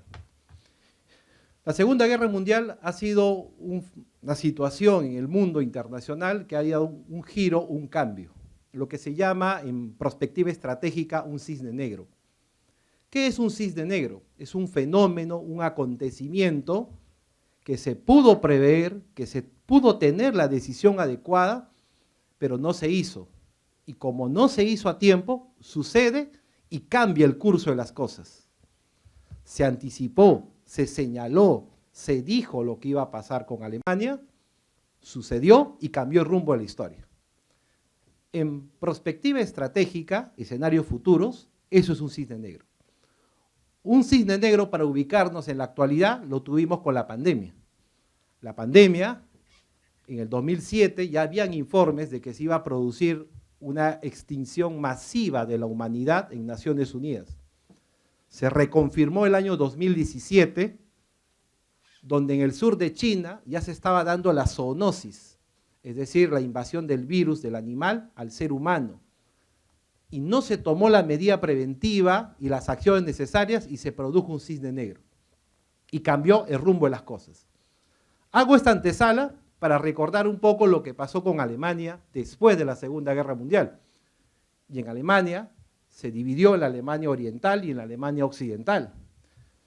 Recuerden que estaban destruidos, no había un Estado alemán propiamente, o sea, no había legislación alemana. El Estado, para poder entender la idea de Estado como tal, que es algo que también hemos conversado el día de hoy, para llegar a la idea de Estado tenemos que ir al recuento también de la historia. Y es una forma de organización social que en el tiempo hemos surgido a través de las hordas, pasando por los clanes, las tribus, luego llegar a la federación de tribus y llegar a esta creación humana. El Estado es una creación humana. Y esta creación humana, que es finalmente una comunidad organizada jurídica y políticamente, ese es el Estado. Ese Estado que tiene elementos, que tiene la población, que tiene el territorio, que tiene el gobierno, que tiene la soberanía, eso ya no se tenía en la Alemania. Había población, había territorio, pero no había gobierno, menos había soberanía porque no había leyes, no había normas. Ante esa situación, la parte de Alemania occidental necesariamente intervienen los norteamericanos. Y los norteamericanos llevan a sus técnicos justamente para, a esa parte de la Alemania occidental, tener ahora la ley fundamental alemana. Esa ley federal de 1949 es la que está vigente hasta nuestros días. A pesar que se unió las dos Alemanias, es la que está vigente. Lo mismo vamos a tener con la Segunda Guerra Mundial en el caso de Japón. Japón, con 2 bombas, el emperador declina ante los norteamericanos toman posesión del territorio de Japón, porque ya no había el jefe de Estado, había población, había territorio, pero ya no había gobierno, y ya no teníamos soberanía. ¿Qué hicieron los técnicos norteamericanos? Le dieron una constitución, la Constitución de Japón de 1947. La ley federal de Alemania del 49 y la Constitución de Japón del año 47 están vigentes más de 60 años. ¿Cuál fue el éxito de haber tenido ciudades derrumbadas, población enferma, crisis económica, educación? El auge de la Constitución, que da las líneas generales, tuvo también el marco económico por el cual pudo salir adelante y progresar. Hoy en el Perú, el debate es, cambiemos la Constitución. Pero la Constitución peruana, a raíz de lo que habíamos comentado con la Segunda Guerra Mundial, nos tenemos que ubicar que en el Perú tenemos 12 constituciones, y algunos dicen tuvimos 13 y otras 14, y nos quieren llevar todavía a la Constitución de Bayona de 1808, una constitución que fue impuesta a los españoles por Napoleón. Dice, no, la Constitución de Bayona no rigió en este lado de América y por lo tanto no podemos considerar una primera constitución para el Perú. Otros sustentan que la Constitución de Cádiz de 1812 sí debe ser la primera constitución para el Perú, porque se reconocen que son españoles los que están en España, pero también los que están en América, y porque tuvo vigencia aquí también en América, y por lo general la Constitución de Cádiz fue dado su lectura también en quechua. Tenemos reportes históricos sobre eso. Entonces nos vamos a ir a la primera Constitución del Perú con 1823, y ahí surgen los debates, porque las constituciones que empezaron con 1823, con la de 1826, 1828, y podemos ir sumando hasta la Constitución antes del 79, llegaremos hasta la Constitución de 1933, el gran debate era los liberales y los conservadores, una Constitución liberal o una Constitución conservadora. Y con esos ejemplos vamos a tratar de llegar a esbozar la Constitución de 1993, porque también tenemos tipos de constitución. Con este recuento histórico tenemos un tipo de constitución histórica, una constitución nominal, y lo que tenemos a partir de la Constitución de 1993, una constitución jurisprudencial. ¿Y por qué señalamos una constitución jurisprudencial? Porque justamente la jurisprudencia de este modelo de control que tenemos, porque tenemos el control difuso, que es el más antiguo, el control concentrado, que ya nos han hecho referencia, que surge con Kelsen a partir de 1920, el modelo de control mixto y el modelo de control dual o paralelo. En el Perú tenemos el modelo de control dual o paralelo, porque coexisten en un mismo ordenamiento territorial el Tribunal Constitucional y el Poder Judicial, control difuso y control concentrado al mismo tiempo. En esta situación hay que recordar que la jurisprudencia que emana el Tribunal Constitucional nos ha puesto por lo menos 4 tipos de sentencias que emana el Tribunal Constitucional. Un primer tipo de sentencia podemos hacer refuerzo a lo que es el estado de cosas inconstitucional, la sentencia estructurada. ¿Qué es un estado de cosas inconstitucional? Ya tenemos 19 sentencias que ha emitido el Tribunal Constitucional. Es una práctica que realizan las instituciones, pero que va en contra del texto de la Constitución.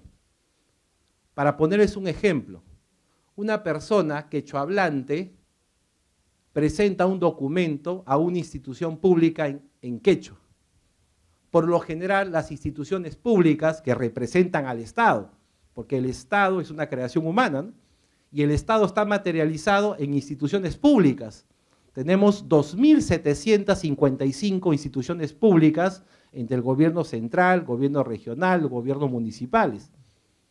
Esas instituciones públicas, por lo general, cuando reciben un documento que está en quechua, yo no entiendo, yo no comprendo, yo te voy a responder, ¿en qué idioma? Español, no existe el español. Artículo 48 de la Constitución, el castellano. Y no hay jerarquía de idiomas, ¿no? El castellano, el quechua, el aymara, en las zonas donde predomina es el quechua y el aymara, y las lenguas aborígenes reconocidas por ley. Eso dice el artículo 48. Pero en esa zona, en esa provincia donde se presentó ese documento, el idioma que predomina es el quechua. Entonces, la práctica que está realizando la institución pública de responder en castellano ante un pedido presentado en quechua es una práctica que es inconstitucional.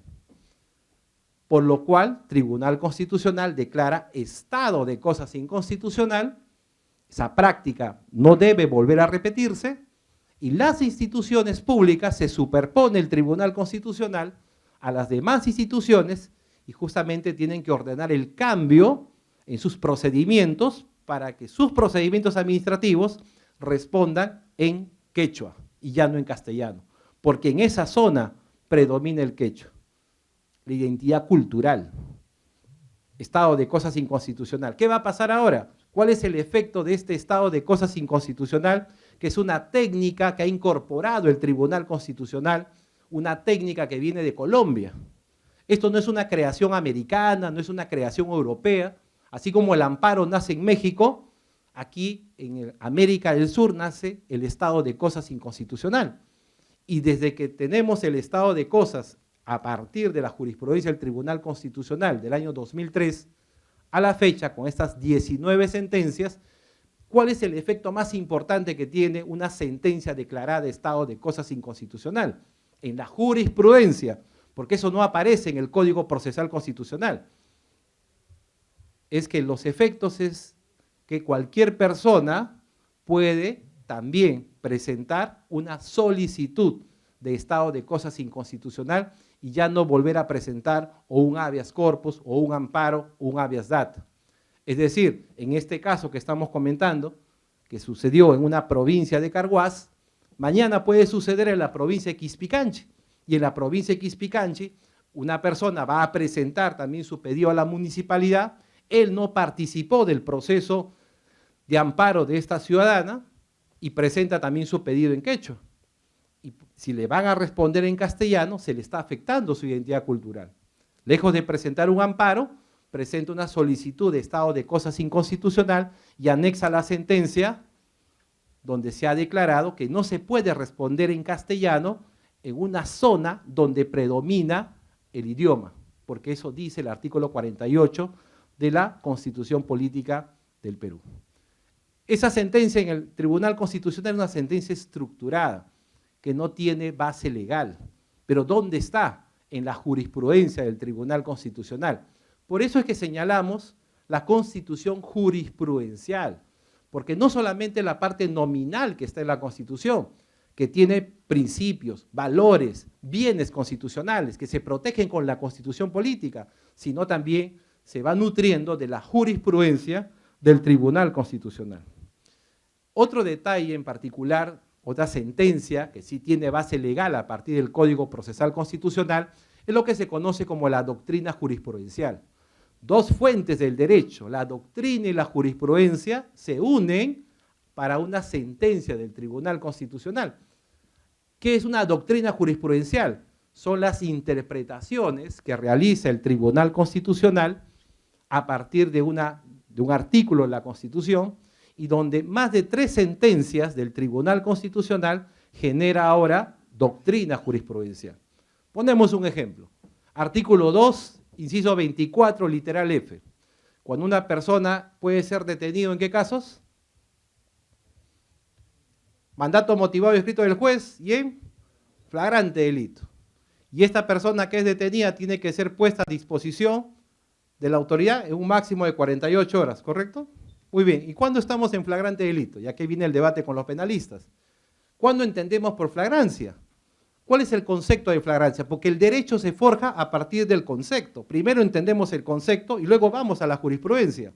Pero si no tenemos concepto, vamos a la jurisprudencia y eso nos da el Tribunal Constitucional. Entonces el artículo 259 del Código Procesal Penal nos señala que puede haber la detención en flagrancia, vamos a poner con manos en la masa, ¿no? Detención por el agente policial, vamos a poner la detención también de la persona que está en proceso de fuga por el agente policial, y lo que surge ahora, la detención por aquellas personas que son identificadas por las cámaras, por los videos, le dan hasta 24 horas después de cometido el hecho delictivo para poder ser detenido. Así está el artículo 259 que fue modificado 3 veces. Pero ¿qué nos dice la jurisprudencia del Tribunal Constitucional? Antes del 2007, después del 2007, después de la reforma del 2009, hasta la actualidad, que la flagrancia delictiva solo comprende 2 momentos. Solo comprende la inmediatez personal, entiéndase la inmediatez personal como la detención de la persona, manos en la masa, y la inmediatez temporal, es decir, cuando la persona se encuentra en proceso de fuga.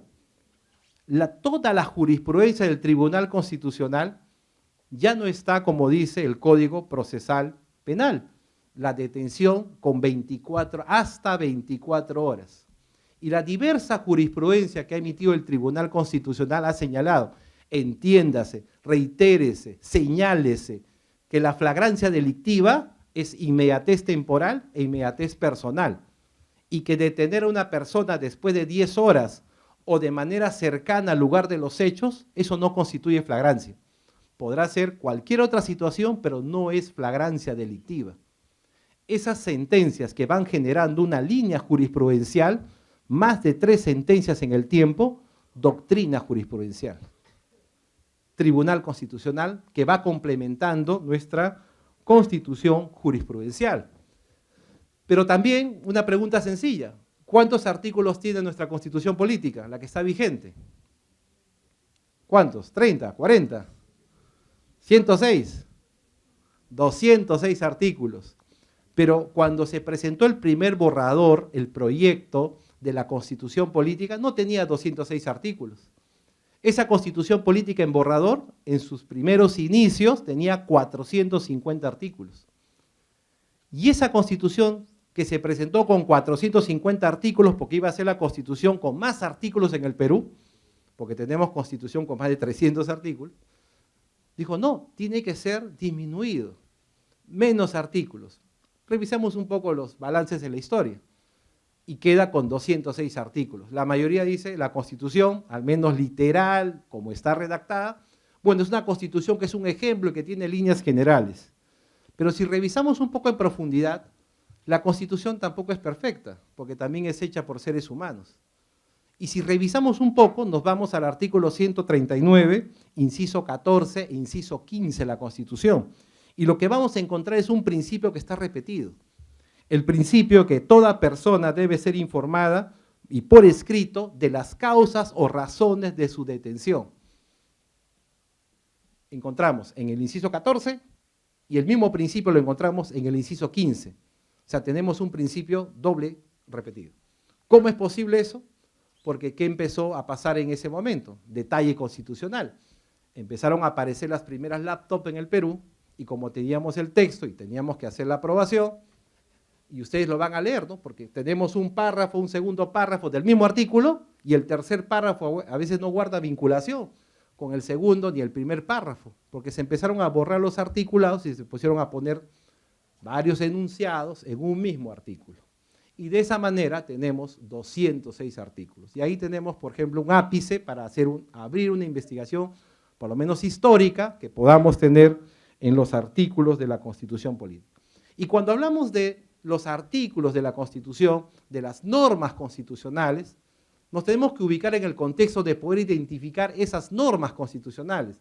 Y ahí tenemos que irnos a identificar cuándo una norma constitucional es una regla, cuándo una norma constitucional es un principio y cuándo una norma constitucional es una directriz. ¿Cómo yo puedo identificar una norma constitucional que es una regla? La regla es cuando yo tengo un hecho y lo voy a subsumir en la norma. Ese hecho subsumido en la norma tiene que ser de cumplimiento obligatorio, no hay excepciones. Por ejemplo, el artículo 2, inciso 24, literal F, para poner a disposición de la autoridad, ¿cuánto es el tiempo máximo? Antes era 24 horas, hoy es 48 horas. 48 horas. ¿Lo puedo hacer en 72 horas? ¿Lo puedo hacer en 49 horas? No lo puedo hacer. Ese marco, esa disposición, esa norma constitucional es una regla, porque se tiene que cumplir sí o sí, no hay ninguna excepción, no hay ningún supuesto excepcional para ello. Y así tenemos normas constitucionales que son reglas. También tenemos principios, y los principios que están en la Constitución son valores éticos, son valores también políticos, que han hecho mención también aquí, en la cual tenemos que, ante un conflicto entre un principio, buscamos la optimización de ello. Y por eso aplicamos el test de ponderación, para buscar la maximización de esos principios, de los bienes, de los valores constitucionales. Pero también dentro de las normas constitucionales tenemos las que son directrices. ¿Y cuándo es una directriz? Cuando el constituyente, y por eso hay que tener la idea, la Constitución nos da el camino, nos da las líneas generales, pero no nos da todo el desarrollo, porque aquí la mayoría de la población, como estamos en una comunidad organizada jurídica y políticamente, no, todo tiene que decirlo la Constitución. Si la Constitución no lo dice, entonces lo demás queda algo superfluo, y eso no es así. porque la Constitución en esas líneas generales nos puede poner una directriz. Una directriz lo podemos ubicar, por ejemplo, en el artículo 27 de la Constitución, donde la ley otorga protección ante el despido arbitrario. ¿Qué es lo que ha pasado con el constituyente en el 93? Ha dejado las líneas generales para que la ley complemente lo que no está en la Constitución. Y toda esa parte que se complementa están en las leyes. Y ahí tenemos el bloque de constitucionalidad. Y así vamos a encontrar varias normas constitucionales que son directrices. Entonces, la ley protege ante el despido arbitrario. La ley tiene que señalar de qué forma se protege ante el despido arbitrario, pero eso no va a estar en la Constitución política. Y un detalle adicional, porque también estamos conversando acerca de los requisitos, en su momento se conversó que la Constitución política no dice que la esposa del presidente de la República que está en actividad no pueda ser candidato. ¿No? ¿Escucharon ese comentario? No, como la Constitución no lo dice, entonces la esposa del presidente de la República en actividad sí puede ser entonces candidata a la presidencia, ni bien termine el periodo de mandato su esposo. Y eso no es así. Si bien es cierto, la Constitución política no señala los requisitos especiales en el cual la esposa no tiene la posibilidad de poder postular, pero eso ¿dónde está reflejado? En la Ley Orgánica de Elecciones. Ha dejado a la ley para que complemente cuáles son los requisitos y las incompatibilidades para ocupar el cargo de presidente de la República. Y ahí está que la esposa no puede ser candidata presidencial cuando su esposo está terminando el periodo de mandato. Esa es una directriz. Ya para ir cerrando un poco por los tiempos, parte de esta constitución jurisprudencial cuyo balance es positivo, tenemos que tener en cuenta dos aspectos y con eso termino esta parte del conversatorio. Se dice bastante del tema del régimen económico y el régimen económico que tenemos en el Perú es la economía social de mercado. ¿Tuvimos economía social de mercado en la Constitución del 79? Sí. ¿Tenemos economía social de mercado en el 93? También lo tenemos. Pero la economía social de mercado del año 79 es diferente a la economía social de mercado que tenemos hoy. La del 79, lo que estaba en la Constitución del 79, ¿qué decía con la economía social de mercado? Privilegiaba los derechos del trabajador. Teníamos a un Estado que intervenía en todo. Y por eso tenemos las instituciones del Estado privilegiando derechos de trabajadores y en la cual el Estado intervenía en la economía. El Estado concentraba todo a través de las instituciones. Constitución del 93 y da el giro en el campo económico. ¿Tenemos economía social de mercado? Sí. Mínima intervención del Estado en la economía. Ahí donde el privado, concesiones, ahí donde el privado puede hacer empresa, el Estado no participa. Si el privado no lo puede hacer, recién el Estado participa mediante una ley para hacer una empresa. Mínima intervención en la economía versus el 79, máxima intervención del Estado en la economía. Y los temas laborales se deja finalmente a que la ley proteja ante los despidos al trabajador. Y solamente para ir terminando, el tema del habeas corpus. En el habeas corpus nos señalamos a partir del caso de Lovina Ponte Chuquihuanca y con eso el Tribunal Constitucional nos señala también la pedagogía que tiene que hacer en la tipología, y en este caso los habeas corpus, porque el habeas corpus pasó de proteger libertad personal y ahora se protege libertad individual.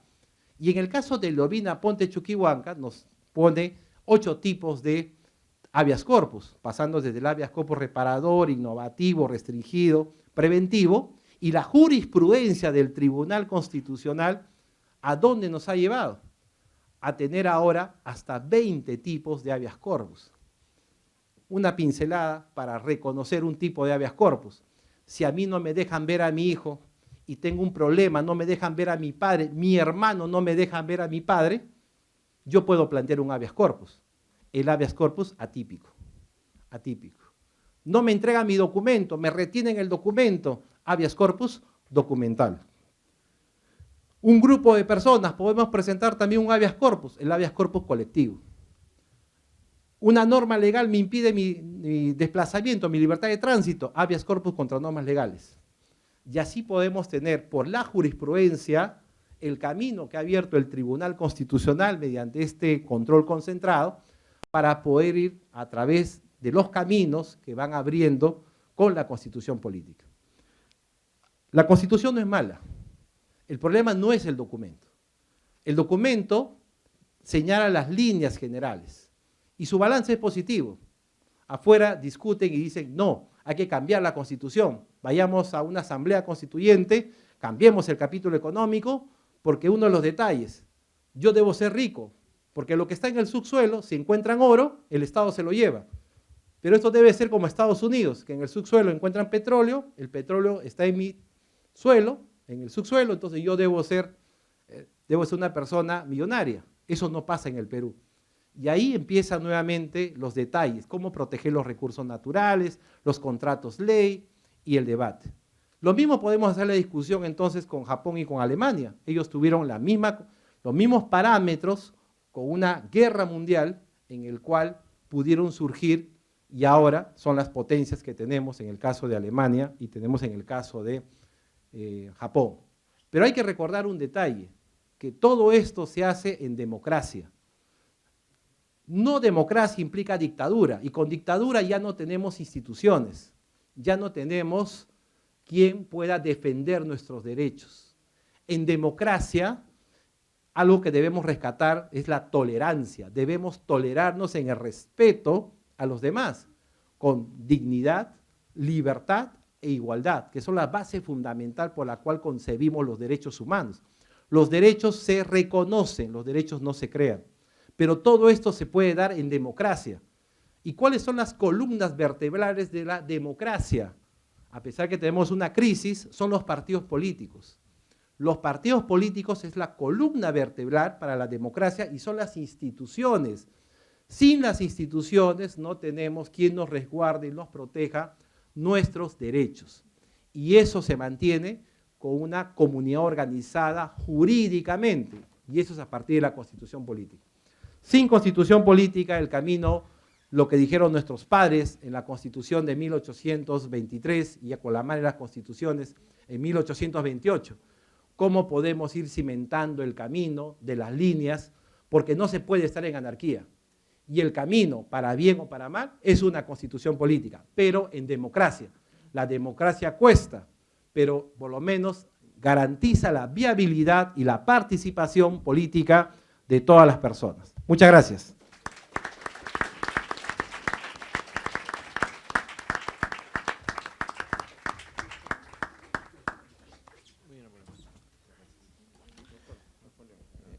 El profesor Napoleón Cabrejo Ormachea ha hecho un análisis y para ello ha hecho un análisis dentro del contexto histórico mundial, se ha referido a los albores de la Segunda Guerra, ha mencionado que la ley fundamental de Bonn de 1947 y así la Constitución de Japón de 1945 tienen aún vigencia el día de hoy.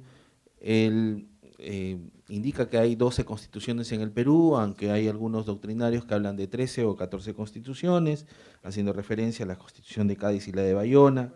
Respecto a la Constitución del 93, él indica que es una constitución jurisprudencial, con un control constitucional dual o paralelo, que es lo que existe en nuestro país, ya que se le da la función tanto al poder difuso, que es el Poder Judicial, como al poder concentrado, que es el Tribunal Constitucional.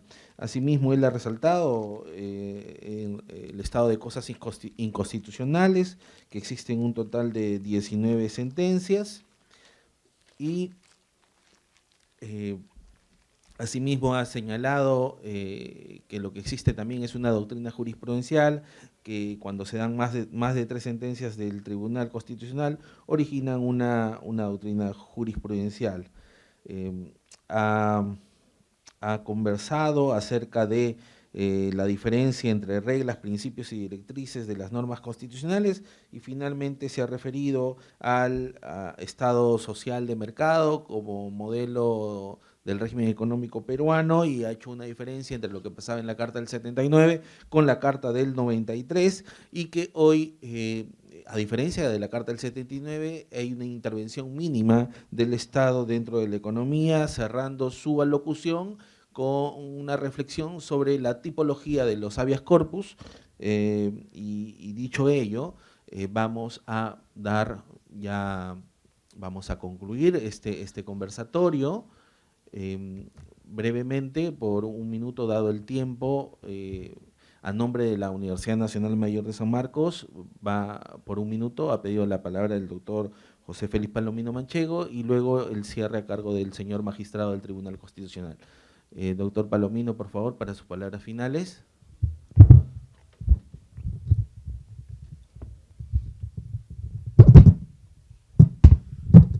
Muchas gracias al doctor Alex, a quien también la Facultad de Derecho le agradece debidamente su participación y sus buenos oficios para llevar a término este coloquio académico.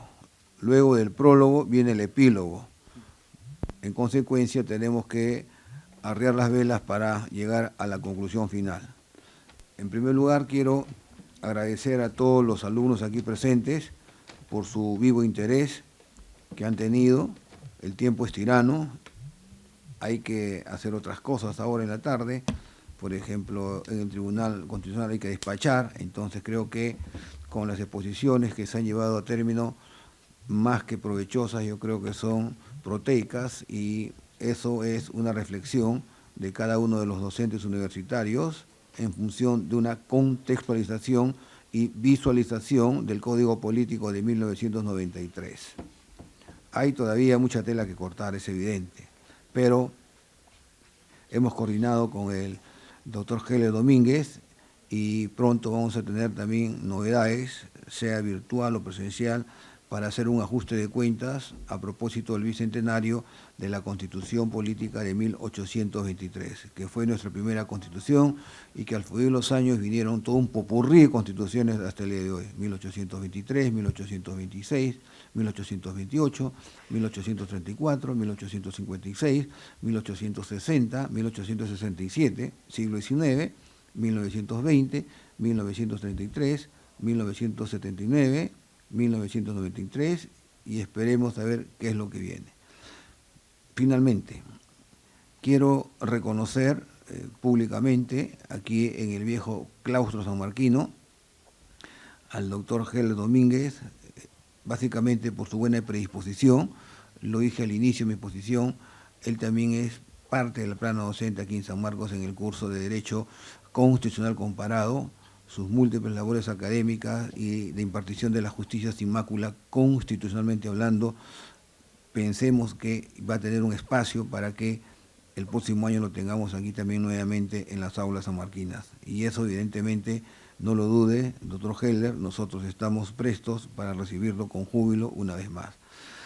También quiero, a nombre de la Universidad Nacional Mayor de San Marcos, que fue fundada por el rey de dos mundos, Carlos V, y su madre la Reina Juana, en la villa de Valladolid, imponerle el PIN que nos caracteriza a todos los sanmarquinos. Y esto es hace 472 años y amenaza a su quinto centenario, en donde las generaciones aquí presentes, evidente que lo van a gozar con delectación. San Marcos es la decana de América, doctor Heller Domínguez. San Marcos es del pueblo, y San Marcos, en tanto que tal y nada más que como tal, ha abierto sus puertas al Tribunal Constitucional para llevar a término este coloquio académico que por lo demás ha resultado provechoso.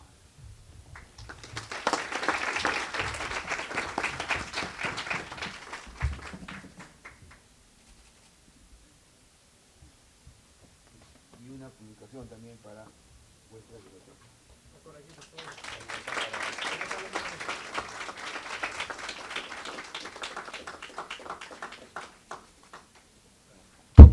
Otro sí digo, hay otra publicación también para la biblioteca del Centro de Estudios Constitucionales. No publicamos como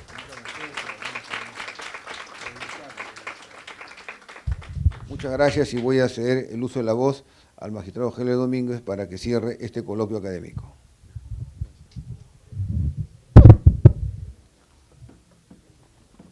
Brevemente, expresar mi cálido, genuino saludo a todos ustedes, el agradecimiento por su participación, el saludo siempre del Tribunal Constitucional.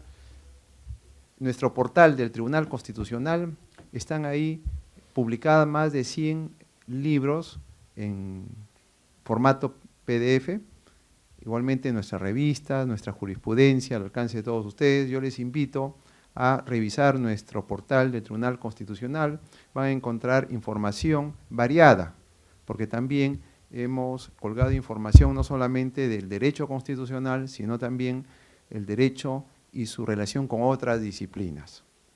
Gracias nuevamente por su presencia y a los señores también integrantes de la mesa directiva por su tiempo, por su valioso espacio en compartir y sobre todo analizar nuestra Constitución del 93, y cada uno de ustedes ya de manera individual sacarán sus propias conclusiones. Hasta una nueva oportunidad. Gracias. El Tribunal Constitucional, la Universidad Nacional Mayor de San Marcos y el Centro de Estudios Constitucionales agradece su participación. La actividad académica ha concluido. Muy buenas tardes.